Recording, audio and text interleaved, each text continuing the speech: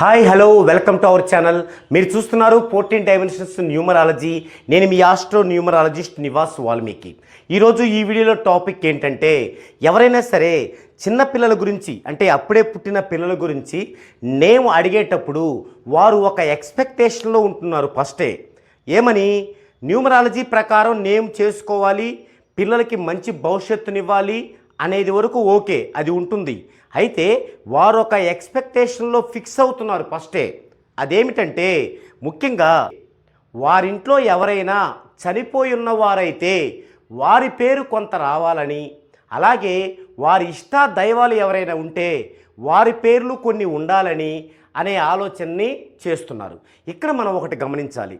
ఇప్పుడు ఎవరైతే ఒక బాబు లేదా ఒక బేబీ పుట్టారో వారు దేని మీద డిపెండ్ అయి పుడతారంటే, మన వంశములోని మన తాత ముత్తాతల దగ్గర నుంచి ముత్తాత, తాత, నాన్న, మనం వీళ్ళందరినీ బేస్ చేసుకొని వీళ్ళందరి జీన్స్ మిక్స్ అయి పుడతారు.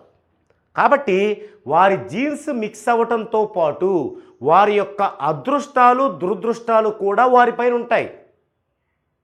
కాబట్టి ఇక్కడ మనం పిల్లలకి ఒక బంగారు భవిష్యత్తు లాంటి లైఫ్ని ఇవ్వాలి అనే కదా మనం ఇప్పుడు బాగా అప్డేట్ అయినటువంటి ఒక న్యూమరాలజీ ప్రకారం నేముని 14 డైమెన్షన్స్లో సూచించేది.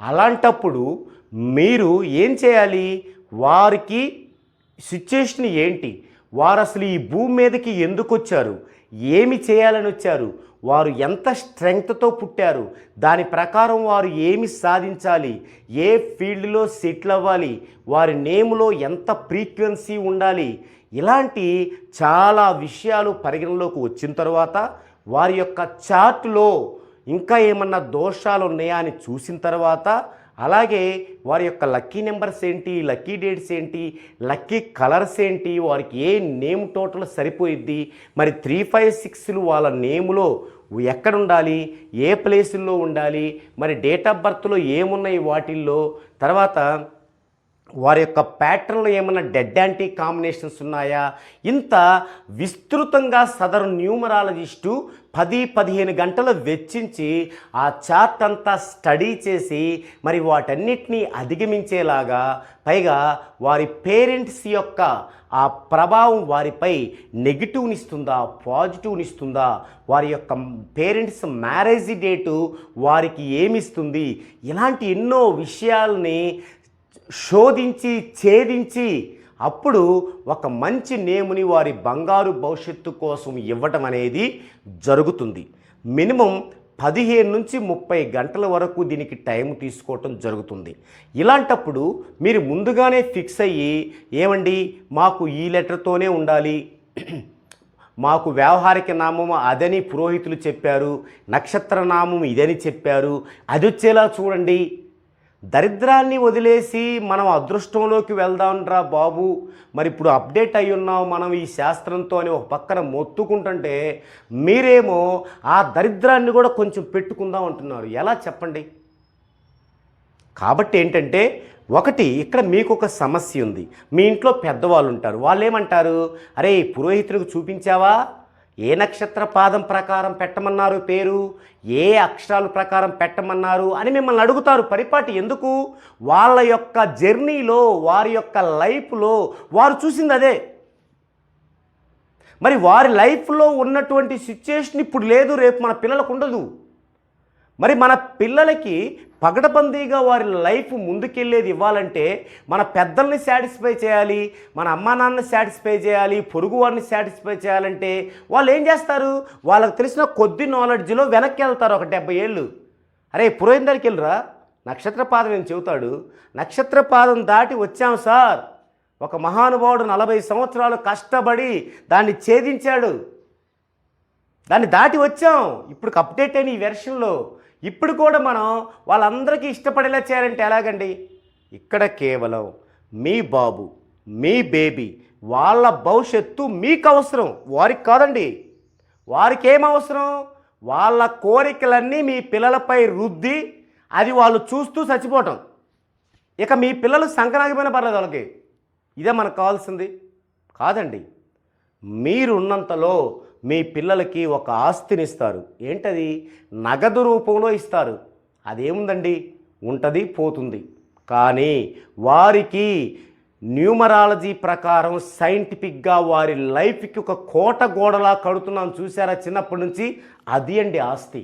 ఆ ఆస్తి వారికి ఇవ్వాలంటే మీరు న్యూమరాలజీ పట్ల అవగాహన కూడా పెంచుకోవాలి.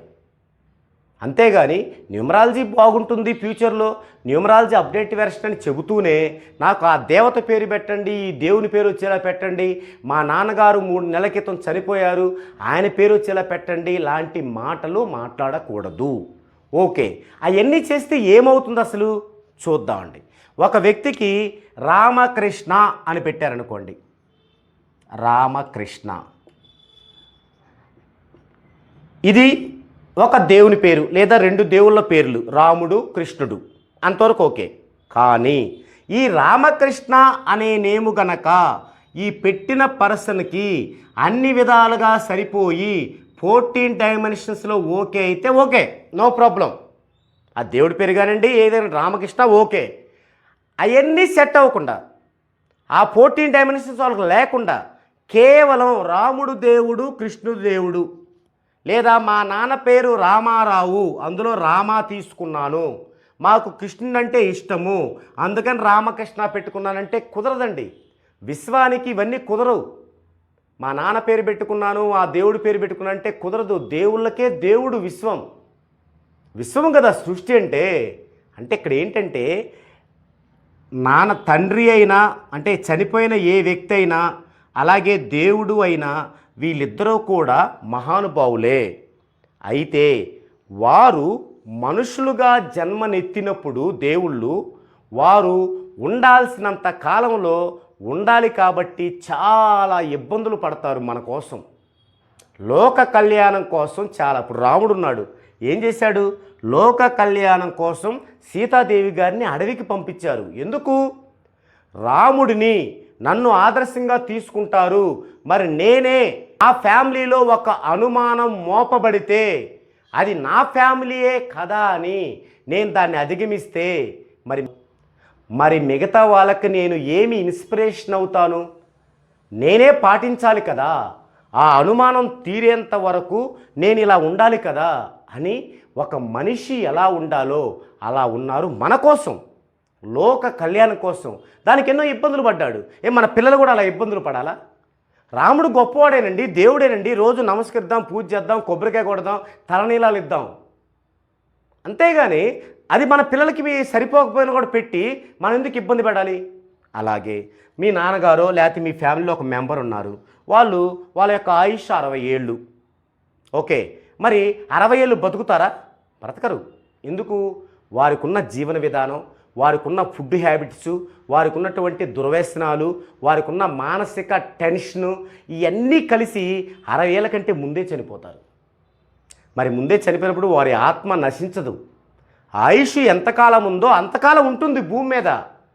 అంటే చనిపోగానే ఆత్మ కూడా నాశనమైతేనే, అంటే పరలోకం పోతేనే అప్పుడు అది నిజమైన చావు, అది పాజిటివ్. కానీ చనిపోవడానికి ముందే చనిపోతే ఆత్మ ఇక్కడే తిరుగుతుంటే అది నెగిటివ్ అండి బాబు. మనకిష్టం ఉన్నా లేకపోయినా దాన్ని దెయ్యం అంటాం.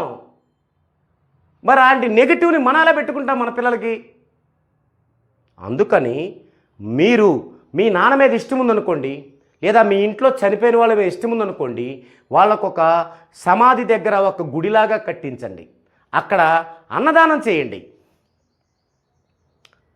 అనాథ పిల్లలకు భోజనం పెట్టండి. లేదు ప్రతి సంవత్సరం ఆ రోజు గుర్తుంచుకొని అక్కడ నలుగురికి ఏదన్నా అన్నదానం చేసి ఒక కొబ్బరికాయ కొట్టి వాళ్ళకి నమస్కరించండి. ప్రతి పండక్కి ఏదైనా చీరో జాకెటో పెట్టి మీరు ధరించండి. అది వాళ్ళకి మనం చేసే మేలు, అది వాళ్ళని మనం గుర్తుంచుకునే విధానం. అంతేగాని వాళ్ళ పేరు తీసుకొచ్చి ఎదుగుతున్న మన పిల్లలకు పెట్టి వారి యొక్క నెగిటివ్ని మన పిల్లలపైన రుద్దటానికి కాదండి. కాబట్టి దయచేసి ఈ విషయాన్ని అందరూ గ్రహించండి. మీ పిల్లలకి వారి యొక్క భవిష్యత్తును బట్టి వారి యొక్క భవిష్యత్తు బంగారుమయం అవ్వడానికి పేరు ఉండాలి తప్ప మీ ఇష్టాలైనటువంటి మీ పూర్వీకులు, మీ ఇంట్లో పెద్దవాళ్ళు లేదా ఏదన్నా నదుల పేర్లు, ఇష్టమైన నదుల పేర్లు, హిమాలయాల పేర్లు, పర్వతాల పేర్లు అలా పెట్టకూడదండి. దేవుడి పేర్లు అలా పెట్టకూడదండి. దేవుడు ఇష్టమైతే రోజు పూజ చేయండి. మీకు వచ్చిన డబ్బుల్లో మీరు 10 రూపాయలు సంపాదిస్తే ₹1 దానం చేయండి ఆ దేవుడి పేరు మీద. అదేంటి దేవుడు అంటే ఇష్టపడే విషయం.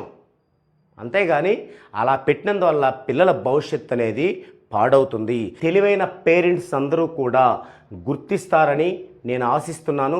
ఇక ముందు నన్నే కాదు ఏ న్యూమరాలజిస్ట్ను కూడా అలా ప్రెజర్ చేసి మీకై మీరే మీ పిల్లల భవిష్యత్తుని స్మాష్ చేసుకోవద్దండి. ఇది ఈ వీడియోలో టాపిక్. మరో వీడియోలో మరో డిఫరెంట్ టాపిక్తో మరలా కలుద్దామండి.